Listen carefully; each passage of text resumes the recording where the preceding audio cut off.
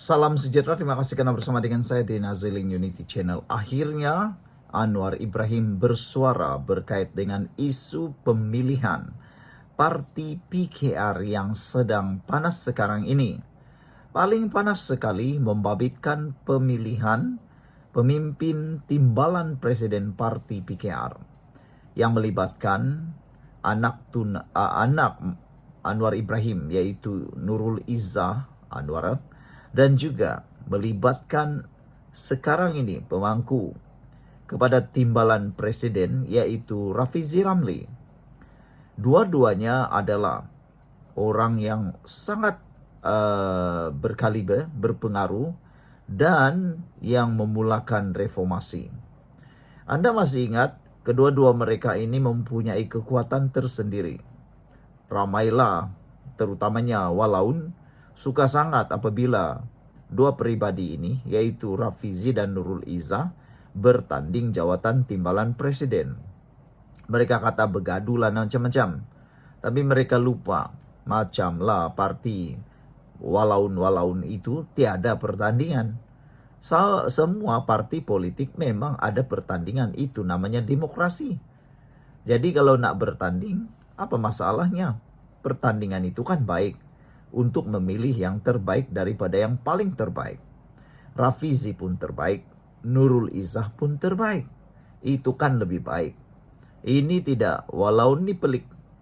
Ada pertandingan pun mereka bising. Tiada pertandingan pun mereka bising. Apalah nak sangat nak diikutkan kata-kata walaun. Buat apa nak layan? Nah, macam itulah. Akhirnya Anwar Ibrahim mengemukakan atau bersuara berkaitan dengan pemilihan PKR tersebut. Kata Anwar Ibrahim, pertarungan tersebut adalah pertarungan rakan-rakan setia. Pemilihan PKR 2025 perlu dianggap sebagai satu pertarungan antara rakan-rakan setia dalam parti, kata Perdana Menteri Datuk Seri Anwar Ibrahim.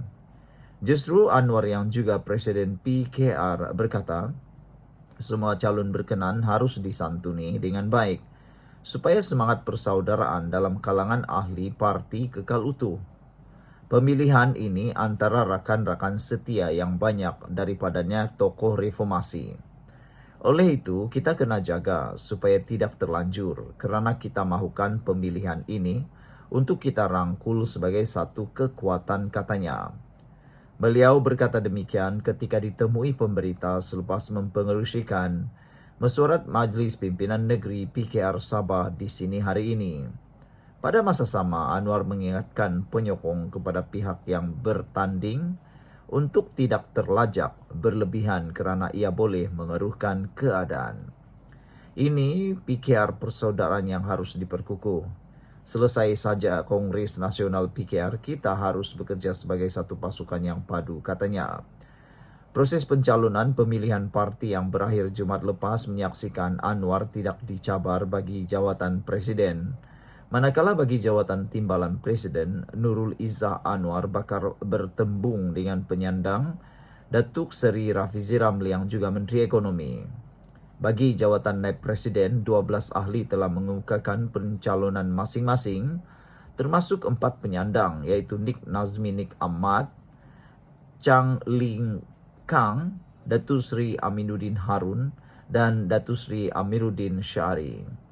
Setiausaha Politik Menteri Kewangan Muhammad Kamil Abdul Munin pula tidak dicabar untuk memegang jawatan Ketua Angkatan Muda Keadilan AMK, manakala Fadlina Siddiq Menteri Pendidikan dan Rozia Ismail Ahli Parlimen Ampang berebut jawatan Ketua Wanita PKR. Kongres Nasional PKR termasuk Kongres Angkatan Muda Keadilan dan Kongres Wanita dijadualkan berlangsung pada 22 hingga 24 Mei ini di Johor Bahru, dan 23 Mei ditetapkan sebagai hari pengundian. Sekian untuk kali ini. Jangan lupa tinggalkan komen Anda. Salam sejahtera. Terima kasih kerana bersama dengan saya di Nazilin Unity Channel. Pengumuman daripada Perdana Menteri Anwar Ibrahim berkait kerjasama dalam PRN Sabah yang menjelang tiba tidak lama lagi betul-betul baik dan juga mengejutkan ramai orang. Ramai yang beranggapan pengumuman daripada Anwar Ibrahim ini akan membunuh Parti Perikatan Gabungan Perikatan Nasional secara total. Ini apabila, kata Anwar Ibrahim, PRN Sabah, kerjasama Pakatan Harapan, Barisan Nasional dan GRS perlu demi kestabilan politik. Bermakna, dengan kenyataan daripada Anwar Ibrahim ini ada kemungkinan 90% kemungkinan Anwar Ibrahim memberikan signal supaya GRS, Pakatan Harapan dan Barisan Nasional bekerja sama dalam PRN Sabah yang akan diadakan tidak lama lagi. Kalau ini benar, implikasi paling ketara, paling awal ialah Perikatan Nasional memang tiada harapan lagi untuk menentang PH, BN dan GRS. Satu-satunya lawan gabungan ini, PH, BN, GRS, hanyalah warisan. Hanya itu yang boleh dilihat mampu menggugat, walau bagaimanapun warisan hanya mungkin akan menang di bahagian kerusi-kerusi tertentu kubu kuat mereka. Itu pun belum tentu lagi. Kerana dapat dilihat, kekuatan kerjasama PH dan BN di persekutuan menghasilkan jumlah undi yang luar biasa. Juga kalaulah Pakatan Harapan, BN dan GRS bekerja sama, dapat dijangkakan hasilnya juga mungkin akan luar biasa dan pasti akan terus menyusahkan gabungan Perikatan Nasional. Walaupun ada netizen menyatakan bahwa gabungan itu adalah gabungan yang hampir mustahil, mengimbau kepada sejarah politik di Sabah yang berlaku sebelum ini, apabila Barisan Nasional menarik sokongan terhadap GRS keluar daripada kerajaan negeri melalui UMNO dan Barisan Nasional. Adakah ianya dapat dibaiki semula melalui kerjasama dan orang tengahnya adalah Anwar Ibrahim? Harus diingat dalam politik Malaysia ini, khususnya di Sabah, dinamiknya luar biasa. Tidak lagi seperti dinamik politik dulu-dulu. Dinamik politik sekarang, apa saja boleh berlaku. Walaupun ramai yang mempersoalkan, kalau Barisan Nasional, Pakatan Harapan dan GRS menjadi kenyataan, pakatan ini menjadi kenyataan, persoalan pertama yang pasti akan menjadi pergolakan pertama ialah siapa calon ketua menteri. Adakah akan berlaku sekali lagi penggiliran ketua menteri selama 2 tahun sekali tukar? Karena kita tahu di Sabah pernah berlaku penggiliran ketua menteri. Jadi, kalau itu berlaku, ada impaknya, ada pro dan kontranya, keburukan dan kebaikannya. Walau bagaimanapun, sebelum cerita tentang ketua menteri siapa, yang pastinya akan menjadi buah mulut ialah kesusahan dan juga kemustahilan untuk Perikatan Nasional bangkit di Sabah lagi. Kekuatan Pakatan Harapan, BN dan GRS pasti sukar digugat oleh Perikatan Nasional Pembangkang.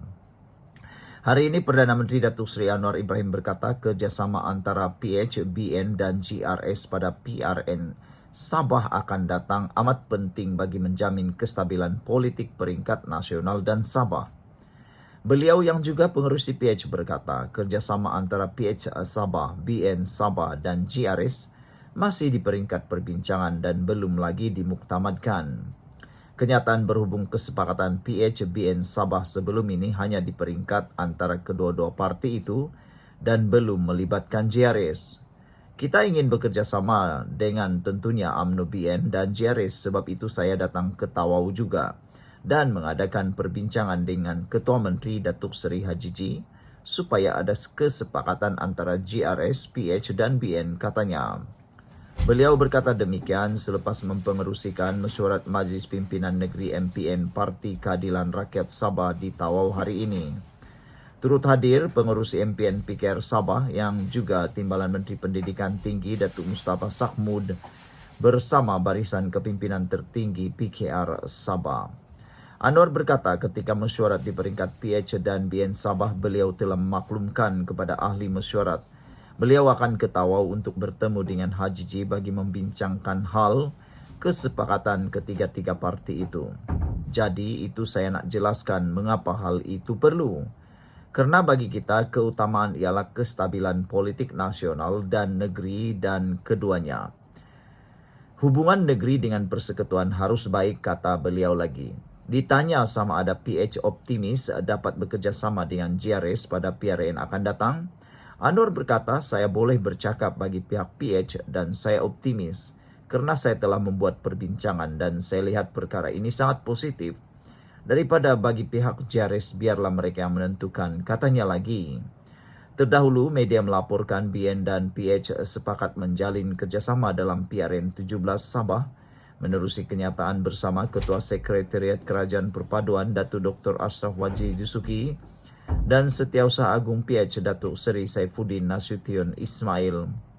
Susulan itu, Haji G yang juga pengerusi GRS berkata parti berkenan sedia bertanding secara solo dan memfokuskan kerjasama dengan parti tempatan lain yang sehaluan pada PRN 17 sekiranya keputusan Muktamad PH dan BN Sabah bekerjasama pada PRN 17. Sekian untuk kali ini. Jangan lupa tinggalkan komen anda untuk isu kali ini. Patutkah dan haruskah GRS, Pakatan Harapan dan Barisan Nasional bekerja sama sepenuhnya dalam PRN Sabah? Bagi ramai netizen, kerjasama ini penting. Dan saya melihat kerjasama ini juga sangat penting untuk menjamin kestabilan politik di negeri Sabah dan nasional. Kita tidak boleh mengutamakan emosi semata-mata. Kita harus memikirkan masa depan dan jangka masa panjang. Jika GRS bergerak solo, akhirnya nanti mereka juga akan terpaksa mencari sekutu apabila keputusan diumumkan. Karena saya menjangkakan keputusan pilihan raya Sabah tidak ada satupun parti yang akan menjadi dominan. GRS tidak akan dapat dominan. Barisan Nasional lagilah tidak dominan. Pakatan Harapan lagilah tidak dominan. Jadi, tiga-tiga parti ini akhirnya juga akan bekerja sama membentuk gerakan ataupun membentuk kerajaan negeri pada waktu itu. Jadi, daripada susah-susah nak menang, lebih baik awal-awal menang dulu. Nanti fikirkan kemudian siapa jadi ketua menteri dan pemimpin-pemimpin seterusnya. Sekian dulu untuk kali ini. Jangan lupa tinggalkan komen anda.